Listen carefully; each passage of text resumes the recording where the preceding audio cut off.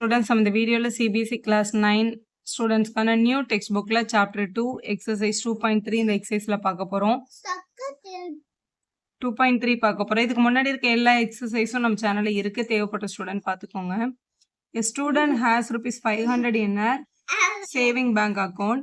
She gets rupees 150 every month as a pocket money. How much money will she have at the end of every month from the second month onwards? Find a linear expression to represent the amount she will have in the nth month அப்படின்னு கேட்டிருக்காங்க.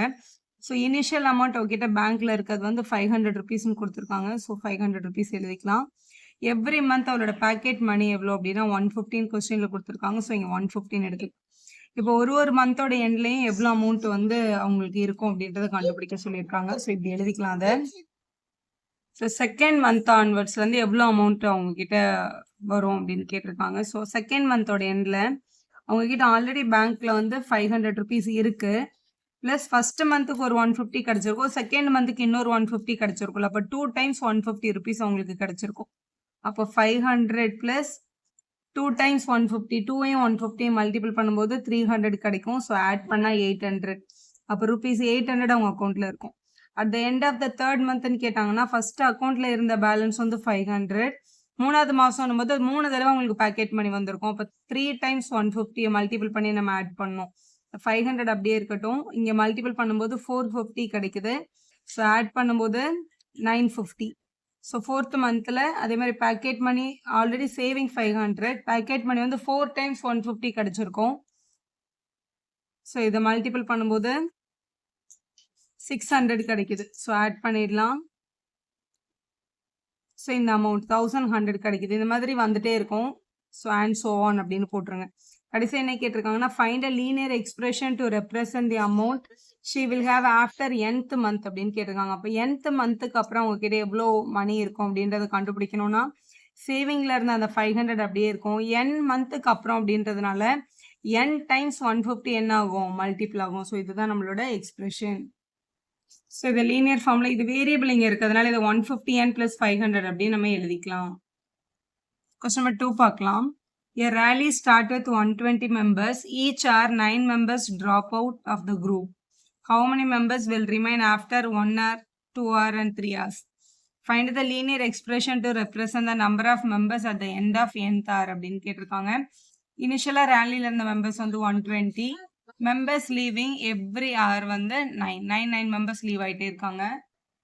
இப்போ after 1 hour பார்க்கலாம். First 120 மெம்பர்ஸோட rally start ஆச்சு. After 1 hour 9 members அங்கேருந்து leave ஆயிருப்பாங்க. அப்போ 120ல் 9 minus பண்ணால் 111 members இருப்பாங்க.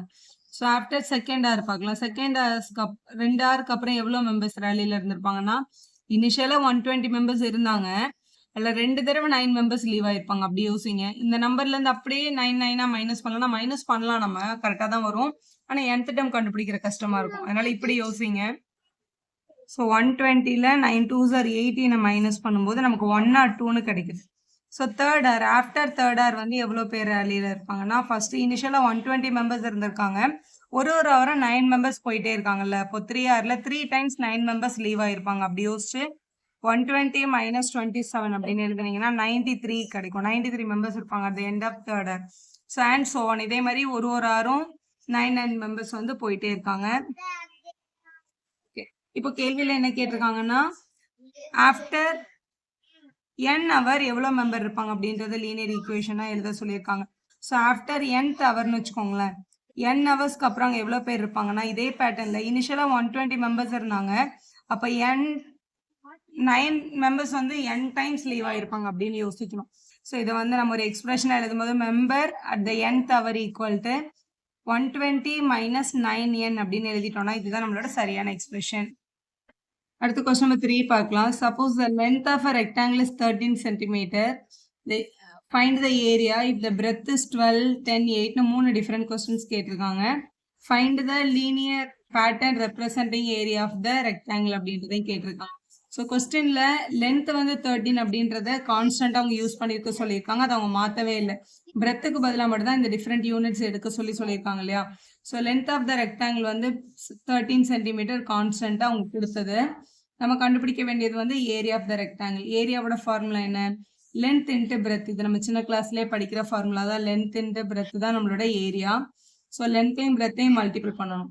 இதில் ஃபர்ஸ்ட் பார்ட்டுக்கு அவங்க கேட்டிருக்குது ஏரியாஸ் ஈக்குவல் டு லென்த் வந்து 13 தான், பிரெத்துக்கு அவங்க இங்கே எவ்வளோ கொடுத்துருக்காங்க 12ன்னு கொடுத்துருக்காங்க. அப்போ 13 இன்ட்டு 12 அப்படின்னு எழுதிக்கலாம். மல்டிபிள் பண்ணால் 156, ரெண்டுமே சென்டிமீட்டரில் இருக்கிறதுனால சென்டிமீட்டர் ஸ்கொயர்னு எழுதிக்கலாம். ஸோ செகண்ட் பார்ட்டில் பிரெத்துக்கு அவங்க எவ்வளோ எடுக்க சொல்லியிருக்காங்க 10ன்னு எடுக்க சொல்லியிருக்காங்க. ஸோ பிரெத் வந்து 10ஆக இருந்தால் ஏரியா என்ன அப்படின்னு கேட்டிருக்காங்க. பிரெத் 10 சென்டிமீட்டர்னு கொஸ்டின்ல இருக்கு. இப்போ ஏரியாவோட value length into breadth, length வந்து 13 கான்ஸ்டன்ட்டாக இருக்கு இல்லையா, பிரெத் மட்டும் 10ன்னு போடணும். மல்டிபிள் பண்ணால் 130 சென்டிமீட்டர் ஸ்கொயர், ரெண்டுமே சென்டிமீட்டர், அதனால சென்டிமீட்டர் ஸ்கொயர்னு வருது. தேர்ட் பார்ட்டில் அவங்களுக்கு எவ்வளோ கொடுத்துருக்காங்க 8ன்னு கொடுத்துருக்காங்க பாருங்க. ஸோ பிரெத்தை வந்து 8ன்னு எடுத்துக்கணும், எடுத்துட்டு ஏரியாவை கண்டுபிடிக்கணும். ஸோ பிரெத் 8 சென்டிமீட்டர், அப்போ ஏரியா என்னன்னு கேட்டிருக்காங்க லென்த் இன்ட்டு பிரெத் 13 இன்ட்டு 8 அப்படின்னு எழுதியிருக்கணும். 13 8 மல்டிபிள் பண்ணால் 104 சென்டிமீட்டர் ஸ்கொயர் அப்படின்னு கிடைக்குது. ஸோ இப்படிதான் நமக்கு வேல்யூ வருது. ஸோ இதோட லீனியர் ஃபார்ம் என்ன அப்படின்றத எழுதுங்க அப்படின்னு கேட்டிருக்காங்க. ஸோ லீனியர் ஃபார்ம் எழுதுறதுக்கு ஏதாவது ஒரு nth டேர்ம் அந்த மாதிரி எடுத்துக்கோல. ஸோ இந்த பிரெத்தை வந்து கான்ஸ்டன்ட்டாக ஒரு எக்ஸ்ன்னு வச்சுக்கலாமா. ஸோ பிரெத் வந்து எக்ஸ் சென்டிமீட்டர் அப்படின்னா நம்மளோட லீனியர் ஈக்குவேஷன் என்ன, area is equal to length into breadth தானே. லென்த் எவ்வளோ கொடுத்துருக்காங்க கொஸ்டின்ல 13 அப்படின்னு கொடுத்துருக்காங்க. பிரெத்தை நம்ம எக்ஸ்ன்னு எடுத்திருக்கோம். அப்போ 13x அப்படின்றதா லீனியர் ஈக்குவேஷன். எக்ஸ் தான் போடணுமா மேம், என்ன போடக்கூடாதா, பி போடக்கூடாதா, நீங்கள் என்ன ஆல்ஃபபெட் வேணாலும் போட்டுக்கலாம். ஏரியாஸ் ஈக்குவல் டு 13x அப்படின்றத அவங்களோட லீனியர் ஈக்குவேஷன். அடுத்த கொஸ்டின் நம்பர் 4 பார்க்கலாம். Suppose the length of the rectangular box is 7 centimetre, breadth is 11 centimetre. Find the volume if the height is 5 கண்டுபிடிக்கணும், 9 கண்டுபிடிக்கணும், 13 கண்டுபிடிக்கணும். ஹைட்டை மட்டும் டிஃப்ரெண்ட் யூனிட் யூஸ் பண்ணி கண்டுபிடிக்க சொல்லியிருக்காங்க. Find the linear pattern representing the volume of the rectangular box அப்படின்னு சொல்லியிருக்காங்க இல்லையா. இதில் இந்த லென்த்தும் பிரெத்தும் கான்ஸ்டன்ட் 7ம் 11ம் கொடுத்துருக்காங்க. ஹைட்டை மட்டும் டிஃப்ரெண்ட் யூனிட்டுக்கு மாற்ற சொல்லியிருக்காங்க. இப்போ லென்த்து 7, பிரெத்து 11 சென்டிமீட்டர். வால்யூமோட formula length into breadth into height அப்படின்றதான். ஸோ வால்யூமை வந்து வீன்னு அசியூம் பண்ணிக்கலாம். லென்த்துக்கு 7 கொடுத்துருக்காங்க, பிரெத்துக்கு 11 கொடுத்துருக்காங்க, ஹைட்டு நமக்கு தெரியாது, ஹெச்ன்னு அசியூம் பண்ணிக்க போகிறோம். அப்போ இது என்னது 77 ஹெச்ன்றது நம்மளோட வால்யூம். இப்போ இதில் ஃபர்ஸ்ட் பார்ட்டு ஹைட் என்னன்னு எடுத்துக்க சொல்லியிருக்காங்க. ஹைட்டோட வேல்யூ வந்து 5 சென்டிமீட்டர் அப்படின்னு எடுத்துக்க சொல்லியிருக்காங்க. அப்போ வால்யூமோட வேல்யூ என்னன்னு பார்க்கணும். வால்யூம்ஸ் ஈக்குவல் டு 77 ஹெச் தானே. அப்போ 77 மல்டிபிள் பை ஹெச்சுக்கு பதிலாக 5 அப்ளை பண்ணிக்கலாம். 77 5 மல்டிபிள் பண்ணும்போது 385. இது 3 யூனிட் மல்டிபிள் ஆகிறதுனால வால்யூம்ன்றதுனால ஆன்சரை நம்ம கியூபிக் யூனிட்ஸில் தான் எழுதணும். எல்லாமே சென்டிமீட்டரில் இருக்கிறதுனால சென்டிமீட்டர் கியூப் அப்படின்னு வரும். செகண்ட் பார்ட்டு ஹைட்டுக்கு என்ன எடுக்க சொல்லியிருக்காங்க 9 சென்டிமீட்டர் அப்படின்னு எடுக்க சொல்லியிருக்காங்க. அப்போ வால்யூம்ஸ் ஈக்குவல் டு 77 ஹெச் தானே நம்ம கண்டுபிடிச்சிருக்கோம். 77 மல்டிபிள் பை ஹெச் வந்து 9, 77 multiple by 9. So 77 multiple by 9ன்னு போட்டோம்னா 693 கிடைக்குது சென்டிமீட்டர் கியூப் அப்படின்னு போட்டலாம். தேர்ட் அவங்க ஹைட்டுக்கு 13 எடுக்க சொல்லியிருக்காங்க. ஸோ தேர்ட் வந்து ஹைட் இஸ் ஈக்குவல் டு 13 சென்டிமீட்டர்னு எடுத்துக்கிறோம். ஸோ வால்யூமை கண்டுபிடிக்கணும். வால்யூம் வந்து 77 ஹெச் கொஸ்டின்ல இருந்து 77 மல்டிபிள் பை 13 மல்டிபிள் பண்ணால் 1001 வருது சென்டிமீட்டர் கியூப் அப்படின்னு போட்டுருங்க. கொஸ்டின்ல what is the linear equation கேட்டாங்க. ஸோ லீனியர் பேட்டர்ன் நீங்கள் முதல்ல நம்ம ஃபைண்ட் பண்ணியிருக்கோம், அதை யூஸ் பண்ணி தான் கண்டுபிடிச்சிருக்கோம் இல்லையா. So linear pattern volumes equal to 77 times height அப்படின்றதான் நம்மளோட linear pattern. So linear pattern. இது கொஸ்டின் நம்பர் 5 பார்க்கலாம். Saritha is reading a book of 500 pages. She reads 20 pages every day. How many pages will be left after 15 days அப்படின்னு கேட்டிருக்காங்க first. அதுக்கப்புறம் அதுக்கே linear pattern எழுத சொல்லியிருக்காங்க. ஸோ முதல்ல டோட்டல் பேஜஸ் எவ்வளோ இருந்தது 500 பேஜஸ் இருந்துச்சு. பேஜஸ் பர் டே எவ்வளோ வந்து அவங்க ரீட் பண்ணாங்க 20 pages. So pages read per day வந்து 20. இப்போ என்ன கேள்வி கேட்டிருக்காங்க, எவ்வளோ பேஜஸ் ரிமைனிங் இருக்கும் ஆஃப்டர் 15 டேஸ். ஒரு நாளைக்கு 20 பேஜஸ் அவங்க ரீட் பண்ணாங்கன்னா 15 டேஸ்க்கு எவ்வளோ பேஜஸ் ரீட் பண்ணியிருக்காங்கன்னு முதல்ல கண்டுபிடிக்கணும்ல. அப்போ 20 டேஸ்க்கு ஒரு நாளைக்கு 15 பேஜஸ்னா 20 டேஸ்க்கு 20 × 15 பேஜஸ் ரீட் பண்ணியிருப்பாங்க. 15 2s are 30, ஒரு 0 இருக்கு.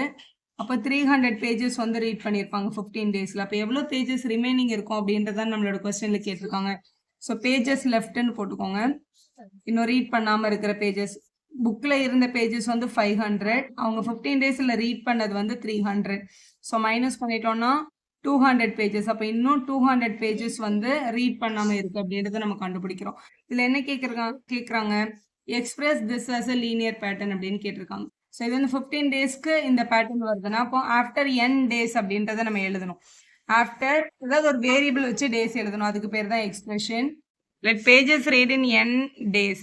ஸோ 1 டேக்கு எவ்வளோ பேஜஸ் ரீட் பண்ணுவாங்க? 20 பேஜஸ் ரீட் பண்ணுவாங்களா? அப்போ n டேஸில் 20 n பேஜஸ் ரீட் பண்ணுவாங்க. So pages left after n days. n டேஸ்க்கு அப்புறம் இன்னும் எவ்வளோ பேஜஸ் ரீட் பண்ண வேண்டியது இருக்கும்? புக்கில் இருந்த பேஜஸ் வந்து 500, அவங்க n டேஸில் ரீட் பண்ணது வந்து 20n. அப்போ 500 minus 20n அப்படின்னு எழுதணும். ஸோ பேஜஸ்னால் நம்ம p of n கூட எழுதிக்கலாம். 500 minus 20n அப்படின்னு எழுதி சம்ம கம்ப்ளீட் பண்ணிடலாம். இதுதான் நம்மளோட தேவைப்பட்ட லீனியர் பேட்டர்ன். வீடியோ யூஸ்ஃபுல்லாக இருந்தால் ஒரு லைக் போடுங்க, உங்கள் ஃப்ரெண்ட்ஸ்க்கும் ஷேர் பண்ணுங்கள். Subscriber channel for more videos. Thank you for வாட்சிங்.